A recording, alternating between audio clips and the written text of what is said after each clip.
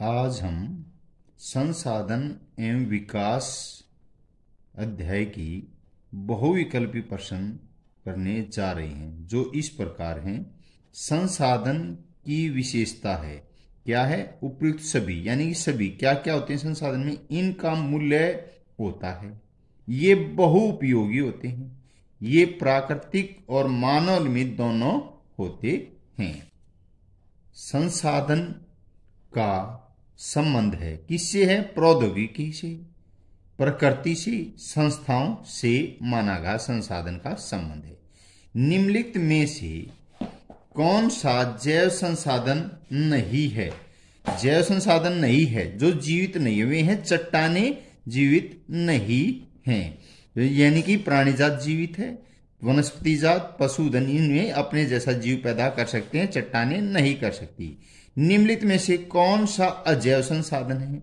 अजैव है जो चट्टाने और धातुएं ये अपने जैसा जीव पैदा नहीं कर सकती, निर्जीव चीज है, और ए बी दोनों में से कोई नहीं।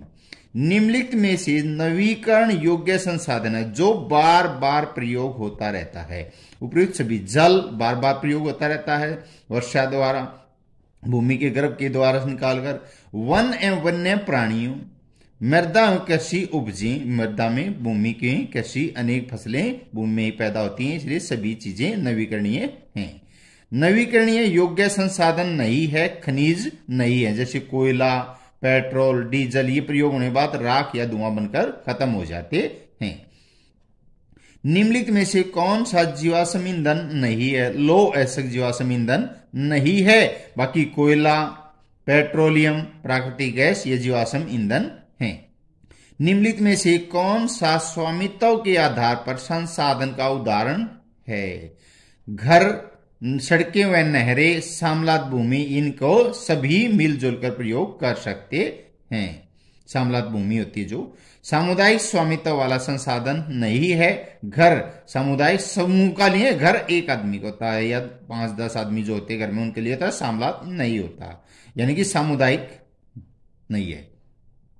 निम्नलिखित में से कौन सा एक देश के राष्ट्रीय संसाधन का उदाहरण है?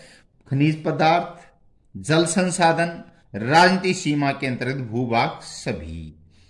रियो डी जेनेरो पृथ्वी सम्मेलन कब हुआ? 1992 में। ये कहां पर है? ब्राजील में। ब्राजील की राजधानी तो ब्रासिलिया है, ये ब्राजील एक शहर है। रियो डी जेनेरो पृथ्वी सम्मेलन 1992 में। वे संसाधन जो प्रौद्योगिकी के अभाव में मानव की पहुंच से बाहर हैं, वे क्या हैं? भंडार हैं। भारत में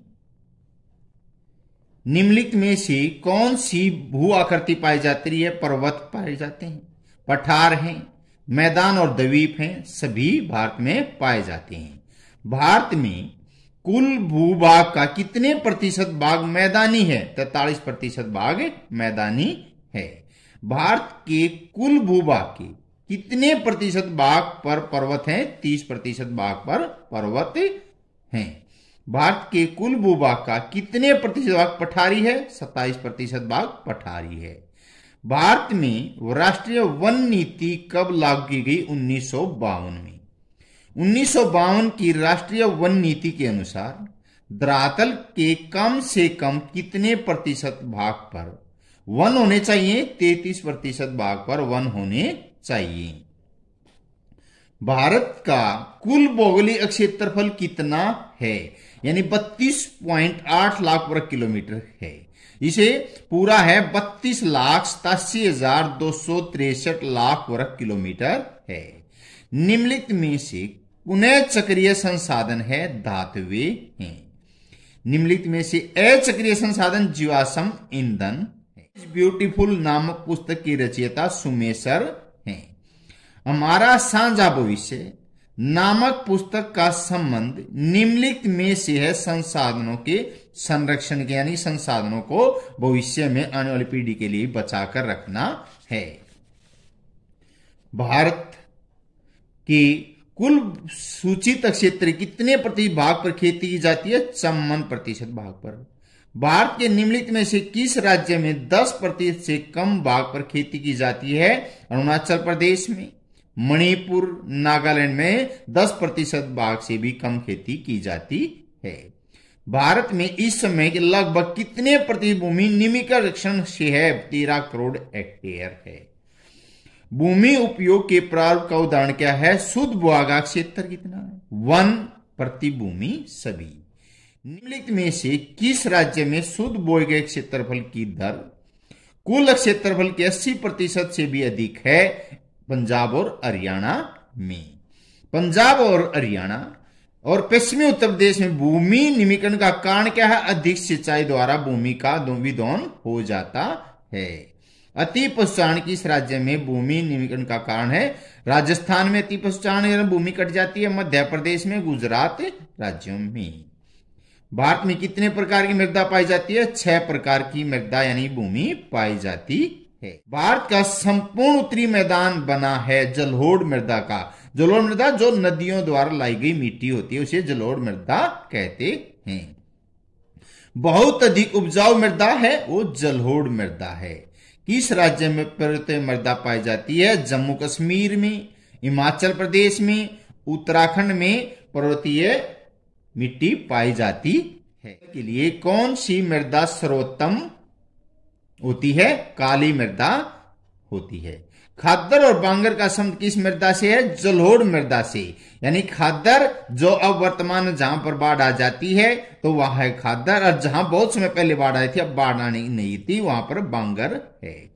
उत्तरी मैदान का निर्माण किस मृदा में हुआ? जलोढ़ मृदा।